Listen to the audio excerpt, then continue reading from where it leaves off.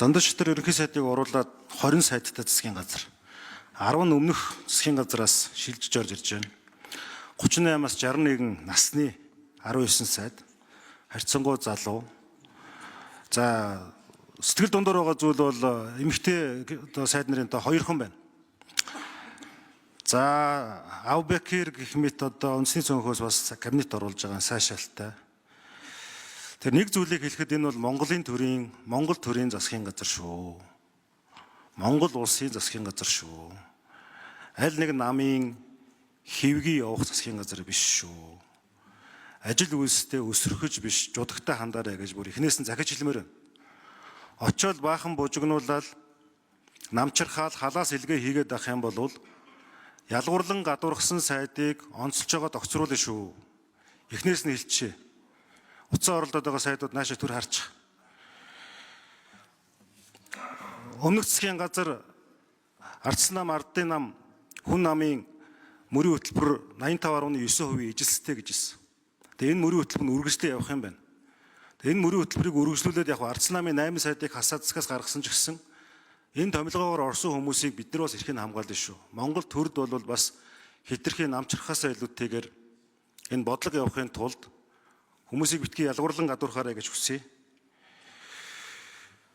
Хоёрдугаарт түрүүн тэр сайн зориг гişүү хэлээд байна. Хоёрхан сайд л ажилласан бодлого оруулж ирсэн гэдэг. Ийм байж болохгүй шүү. Бас энэ туван сайд эдэргээд бодлогынхаа юмнуудыг оруулсан хүмүүс өндөө байгаа шүү. Манай одон туяа сайд майд гэдэг. Тэгээ энэ бүхнийг нь одоо нэг өнгөрсөн цаг хугацаанд нь зөв дүгнэд үлдээхгүй өнгөрснийх нь араас тэгээд тэгсэн ингэсэн гээд бас зөв буруу юм яриад байх юм бол би ч гэсэн бид нар ч гэсэн бас адилхан улс төр ярьж чадсан шүү гэдгийг хэлмээр байна. Ерөнхий сайдаас бол асуух гэж байгаа зүйл нь энэ ёс зүйн шалгуурыг та энэ кабинетта хэр зэрэг тавьж байгаа юм бэ? Нэр цэвэр байдлын шалгуурыг хэр цэвэр тавьж байгаа юм бэ? Энэ хоёр асуултанд хариулт авъя. Бас нэг хүсэлт байна. Монгол улс бол парламентын засаглалтай улс. Парламентын гишүүд бол ард түмнийг төлөөлж байгаа. Гэтэл засгийн газрын гишүүд нь цул алтан тэмдэг зүүдэг. Одоо энд байгаа засгийн газрын гишүүдийн ингэр дээр цул алтан тэмдэг байгаа. Улсын хурлын гишүүд яадаг вэ гэхээр 350 мянган төгрөгийн үнэтэй мөнгөн зүлттэй байд. Тэр нөгөө яаж ийн гэхээр цаагаараа алт мөнгөөр ялгаад засгийн газрын гишүүд нь илүү чухал юм байна гэдэг ойлголтыг төрүүлэх тийм шинжтэй. Тэгэхээр энэ бол бэлэгдэл төдий зүйл биш. Харагдц байдал илэрхийлэмж байгаа юм. Тэм учраас засгийн газрын шинэ гишүүдийг алт биш, үнэт металл биш. Тийм ингэрийн тэмдэг зүйлэх ёстой. За минутаа үргэлжлүүлж авъя шүү. Хоёр сайдаас асуулт асууя. Чин бүрэн. За чин бүрэн сайд бол энэ олон зүйл дээр мөнгө сайхан сайдтай маргаж байгааг харсан юм аа.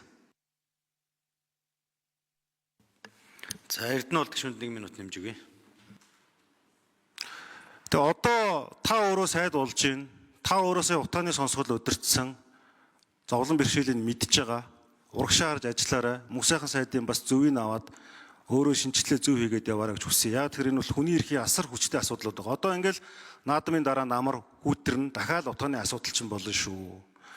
Тэр энэ дээр бол бас тэр улсын төсвийн 6% эрүүл мэндэд тэнцвүүлэх ажлыг үе шаттайгаар хийн гэсэн мөрийн хөтөлбөрийг бүр өхөн хатан араас нь хэрэгжүүлж яваарай гэж хүсэж байна. Энэ дээр та ямар сэтгэл үнэмшилтэй байна? Хоёрдугаарт Мөнхбаатар сайд хүний эрхтэй холбоотой асуудлууд, багц хуулийн асуудлууд энэ жил хүний эрхийн үндэсний 2 дугаар хөтөлбөр орж ирэх гээд маш олон асуудлуудыг Алтан гэрээ сайд оруулсан. Энэ дээр та энэ бодлогын одоо залгамж холбоог яаж авч явах вэ гэсэн асуултанд хариулт авъя. Тэгээд эцэст нь хэлэхэд бол сая улс ингээ харагдаж байна лээ. Ерөнхий сайд санал тавьсан учраас л би орж ийн гэсэн жүжиг хэрэггүй улсынхаа төлөө хүчин зүтгэж ажиллаарай. Бүгдэнд нь амжилт хүсье. 3 хариулт авъя. За чин бүрэн гишүү хариулт өгье. За Эрдэнэ гишүүний асуултанд хариулъя. Ерөн эрүүл мэндийн салбартаа бид зарцуулах энэ төсвөө дотоодын нийт бүтээгдэхүүнийхээ 6% аваачих бол одоо туйлын том зорилго байх ёстой. Энэ дээр бас одоо их хурлын гишүүд та бүгдийн одоо бүрэн ирэх байгаа. Төсөв батлах энэ юун дээр бас одоо дэмжиж ажиллахыг хүсэж байна. За ерөн бас нэг бид байгаа төсөв мөнгөө яаж зөв зарцуулах вэ гэдэг бас асуудал яригдах ёстой. Өнгөрсөн парламент баталсан нэг чухал хууль бол нийгмийн эрүүл мэндийн тусламжийн тухай хууль. Өнөөдөр Улаанбуурхан даргалт их өндөр байгаа. 6 хүүхдийн амнаас эрсдсэн байгаа. Энэ болгоны цаана энэ даатгуулагчдын мөнгө биш төрөөс гарах ёстой санхүүжилт байх ёстой. Тийм учраас энэ засгийн газарт орвол кабинетийн зарчмаараа ажиллаж ерөнхий сайд болон сангийн сайдуудтай бас энэ асуудлаар нэлээдгүй ярьж хэдүүлээ. Халдварт өвчнөд даатгалын сангаас биш улсын төсвөөс гарч имчилдэг байх, халдварт өвчин судлалын үндэсний төв гүйцэтгэлийн санхүүжилтээр явдаггүй байх, энэ тогтолцоог би хамгийн түрүүнд танилцуулна л гэж бодож байгаа.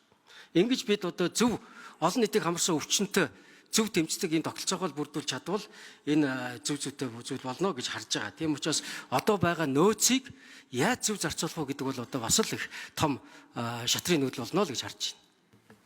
За Лавгийн Мөнхбаатар гэх шүү. Асуултанд хариулъя. За Эрдэнэт гишүүний асуултанд хариулъя. За ер нь иргэдийн эвлэлд нэгдэх, үзэл бодлоо илэрхийлэх, за энэ одоо арчсан нийгмийн одоо үндэс байгаа. Энэ эрхийг баталгаажуулахад бол төрийн оролцоо бас их чухал байдаг. Энэ үднээс төрийн өөрийнхөө бодлогоо гаргаж хүний хэрэгжилтийг хангах түүний зохион байгуулах үүрэгтэй. Өмнө нь бол хүний эрхийн үндэсний хөтөлбөр гэж одоо баталгаа гаргасан. За энэ боловсруулалтын бол одоо анх чимд багш одоо оролцож үүний ажлын ялбаа хууль зүйн дотоод хэргийн яам дээр одоо ажиллаж энэ одоо хэрэгжилтийг бол хангаж ажилласан. Энэ бол тодорхой үр дүнд хүрсэн юм байна.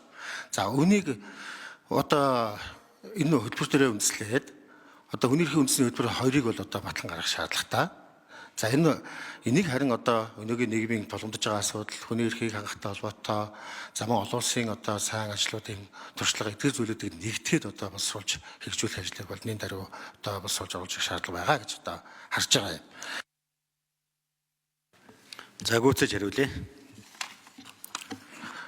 За хүний эрхийг одоо зөрчилдөхөөс урьдчилан сэргийлэх чиглэлээр нь одоо бас одоо тодорхой ажлуудыг хийх шаардлага байгаа. За түүнээс гадна нэгэнд одоо хөндөгдсөн гэдэг юм зөрчилсөн эрхийг сэргээх асуудлыг бол одоо бодлогыг нь бол тодорхой болгож энэ чиглэлээр одоо ажиллах шаардлага байна гэж би харж байгаа.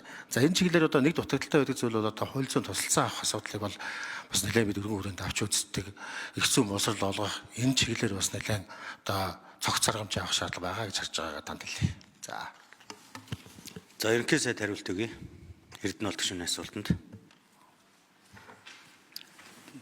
За Сүхбаатар Эрдэнэт гишүүний асуултанд хариулъя. За засгийн газрын гишүүд сайд нарт ёс зүйн хариуцлагын талаар ер нь өндөр шаардлага тавьж ажиллана гэж бодож байгаа. Энэ төрийн албаагчийн ёс зүйн тухай хуулийг би бас санаачилж хэрэглэх газрын даргаар ажиллаж явах үеэсээ бас боловсруулж хэлэлцүүлж улсын хурлаар баталсан. За энэ хуулийн дагуу зүгээр би шаардлага тавиад авах биш. Засгийн газрын дэргэд ёс зүйн хороо ажиллах ёстой юм. Ёс зүйн хороо бол төрийн албаагчдын төдийгүй бүх сайд нарын ёс зүйн зөрчил үйл ажиллагаанд хяналт тавих үүрэгтэй. Гарсан гомдол саналыг шийдвэрлэх, ёс зүйн зөрчлөөс урьдчилан сэргийлэх юм зохицуул ажиллагаа хэрэгжүүлэхээр тусгацсан. За энэгээ дагаад засгийн газрын дэргэдэх ёс зүйн хорооны салбарууд нь төрийн албаны төв байгууллага бүр дээр буюу яамд дээр орон нутагт ч гэсэн байх ёстой. Тэгэхээр нэг авилгагүй. За ерөнхий сайд гүйцэж хариулъя. Тэгэхээр ер нь авилгагүй нийгэм ил тод байдал одоо хариуцлагатай байдал гэдэг бол эцсийн дүндээ ёс зүйгээс эхлэх ёстой. Нийгмийн ёс зүйн хэм хэмжээ алдагдсан учраас л энийг захгүй төр төдих итгэл суларч төрийн нэр хүн дунж төр ард түмний хэлхээ холбоо харилцан итгэл суларч байгаа бол ёс зүйгээс эхлэх ёстой. За ёс зүй сайтай бол тэр альва авилга хэлэх бол альва зөрчилж гисэн багсдаг юм жамтай. Ийм учраас энэ төрийн албаны ёс зүйн тухай хуулийг санаачилж батлуулсан. Энэ хуулийн хэрэгжилтийг хангаж ажиллана. За ер нь бүх нийт сайд засгийн газрын гишүүдтэй хандж хэлэхэд энэ цаг мөчөөс эхлээд ашиг сонирхлын зөрчлөөс ангид нэгдүгээр хагцгүй улс орны эрх чигийг тавьж, хоёрдугаар салбарынхаа эрх чигийг тавьж, тэр хувийн эрх шиг бизнес центр бол 20 30 100 дугаар одоо байхгүй байх хэвээр ийм зарчим тавьж ажиллана. Ингэжээж ард олонныхоо итгэлийг олдно. Үүний тулд ил тод байдлын бүх сайд нарын үйл ажиллагаа өмс зүйсэн хүртэл ил тод байх хэвээр.